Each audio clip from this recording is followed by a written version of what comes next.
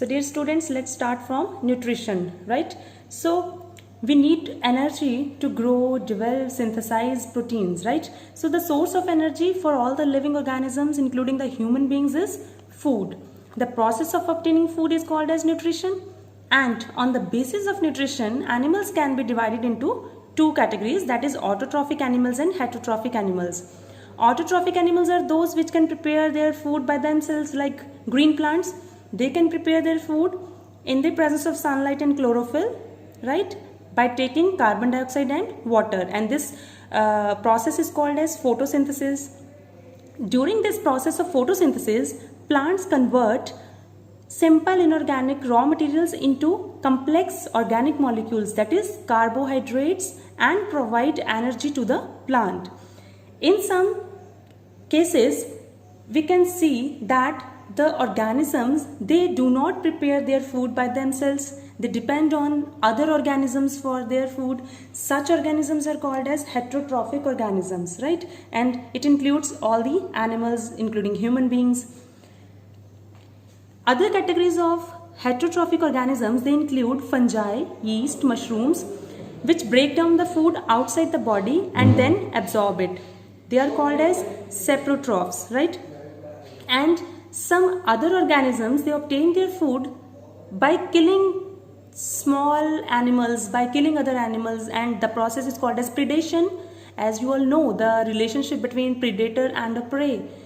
Predator kills and feed upon the prey, right? For example, lion kills a goat or wolf or any other small animal and feed upon it.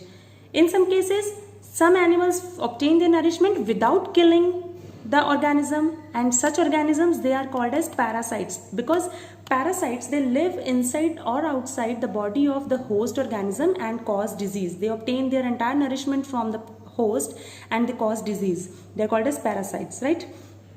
And moreover, the reserve food material in case of autotrophic organisms is starch. Whatever the food is synthesized by green plants, it is stored in their body in the form of starch.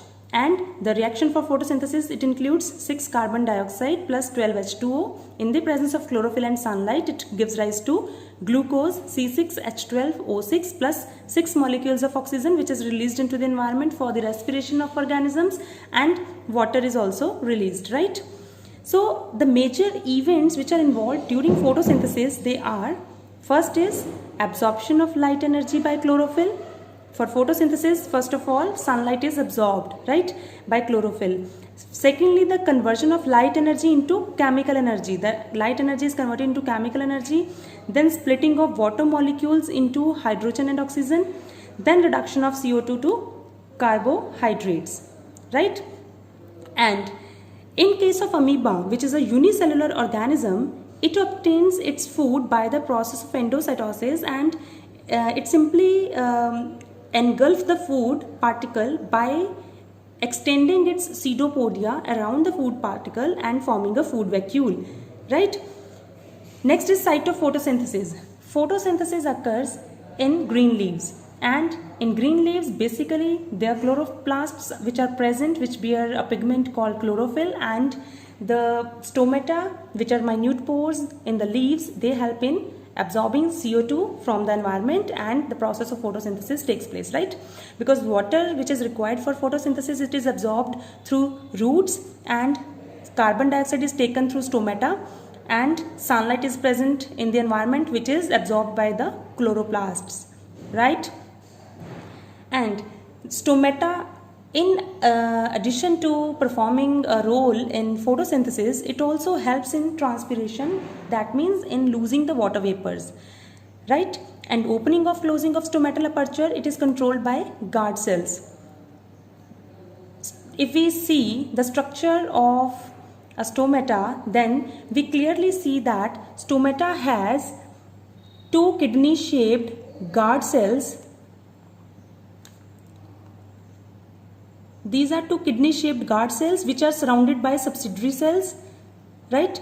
And when the water is filled inside these guard cells, the pore gets closed, pore gets open, right? And when the guard cells, they lose water, the pore gets closed, right?